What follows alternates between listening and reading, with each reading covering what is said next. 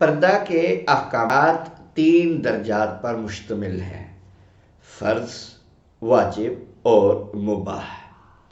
فرض وہ پردہ ہے جو ہر خاتون کے لیے ضروری ہے اور اس کا ترک یعنی اس کو چھوڑ دینا حرام ہے۔ وہ یہ ہے کہ چہرہ، ہاتھ اور پاؤں کے علاوہ تمام باقی بدن وہ ڈھکا ہوا ہو۔ اسے شرعی پردہ کہتے ہیں، جس کے لیے کسی خاص طرز کا برقع یا لباس یہ ضروری نہیں ہے۔ ہر علاقے کے رسم و رواج کے مطابق کوئی سا بھی مناسب انداز اختیار کیا جا سکتا ہے۔ دوسرا ہے واجب۔ واجب وہ پردہ ہے کہ جب معاشرے میں مرد بالعموم غض بصر یعنی آنکھوں کو جھکانے کے قرآنی حکم پر عمل نہ کر رہے ہوں، یعنی اللہ تعالیٰ نے مردوں کو نگاہیں جھکانے کا حکم دیا ہے، تو جب معاشرے میں عام طور پر مرد اپنی نگاہیں جھکانے والے نہ ہوں اور بے حیائی کا ماحول عام ہو تو پھر اس دور کو پرفتن دور کہا جاتا ہے۔ لہذا اس دور میں کچھ پردے میں جو فرض پردہ ہے اس میں تھوڑا سا اضافہ کیا جائے گا، لہذا اس میں کہا جائے گا کہ نوجوان لڑکیاں اپنے چہرے کو ڈھانپ کے پھریں تاکہ وہ ان بے حیا مردوں کی نظروں سے بچ سکیں۔ اس لیے اس وقت جوان لڑکیوں کے لیے چہرے کو ڈھانپنا یہ واجب قرار دیا جائے گا تاکہ ان کی عزت و عصمت محفوظ رہے۔ اور تیسرا پردہ ہے جو مباح۔ مباح وہ پردہ ہے جب عورت بوڑھی ہو جائے اور اس کے پردہ نہ کرنے سے معاشرے میں کسی قسم کا فتنہ پیدا ہونے کا امکان باقی نہ رہے، تو اس کے لیے مباح ہے کہ وہ چہرہ ڈھانپے یا نہ ڈھانپے۔ اس ضمن میں مزید وضاحت کے لیے ہمیں مرد کے شرعی پردے کو بھی مد نظر رکھنا چاہیے۔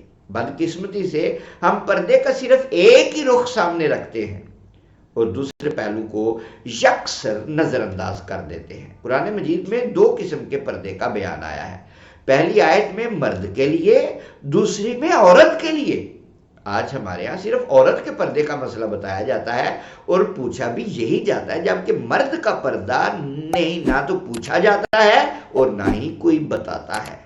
مرد کا پردہ غض البصر ہے، یعنی نامحرم عورت سامنے ہو تو اپنی نظروں کو جھکا لے، گویا آنکھ کی شرم و حیا اور آنکھ کا جھکانا مرد کے لیے پردہ ہے۔ قرآن کریم کی سورہ النور کی آیات کو ملاحظہ فرمائیں، قُلْ لِلْمُؤْمِنِينَ يَغُضُّوا مِنْ أَبْصَارِهِمْ وَيَحْفَظُوا فُرُوجَهُمْ ذَلِكَ أَزْكَى لَهُمْ إِنَّ اللَّهَ خَبِيرٌ بِمَا يَصْنَعُونَ۔ وَقُلْ اب خواتین کا فرمایا وَقُلْ لِلْمُؤْمِنَاتِ يَغْضُضْنَ مِنْ أَبْصَارِهِنَّ وَيَحْفَظْنَ فُرُوجَهُنَّ وَلَا يُبْدِينَ زِينَتَهُنَّ۔ آپ مومن مردوں سے فرما دیں کہ وہ اپنی نگاہیں نیچی رکھا کریں اور اپنی شرمگاہوں کی حفاظت کیا کریں، یہ ان کے لیے بڑی پاکیزہ بات ہے۔ بے شک اللہ ان کے کاموں سے خوب آگاہ ہے جو یہ انجام دے رہے ہیں۔ اور آپ مومن عورتوں سے فرما دیں کہ وہ بھی اپنی نگاہیں نیچی رکھا کریں اور اپنی شرمگاہوں کی حفاظت کیا کریں اور اپنی آرائش و زیبائش کو ظاہر نہ کیا کریں۔ اگر مرد اور عورت دونوں پردے کے شرعی احکامات پر عمل کریں تو پھر کبھی فتنہ پیدا نہیں ہوگا، مگر بدقسمتی یہ ہے کہ مرد اپنے اوپر تو پردے کی شرائط عائد نہیں کرنا چاہتا، جبکہ صرف عورت پر پردے کو لاگو کرنے کا خواہش مند ہے۔ وہ یہ بھول جاتا ہے کہ جب اس کی نگاہ کسی نامحرم عورت کو دیکھ کر نہیں جھکے گی تو اس کی بیوی کو بھی زمانہ انہی نظروں سے دیکھے گا۔ یہ تو 2 طرفہ عمل ہے۔ پرانے وقتوں میں ایسا یک طرفہ نظام نہیں ہوتا تھا، چنانچہ جب دونوں طرف سے شرعی احکامات کی پابندی ہوتی تھی تو پھر فتنہ پیدا ہونے کے چانسز کم ہو جاتے تھے۔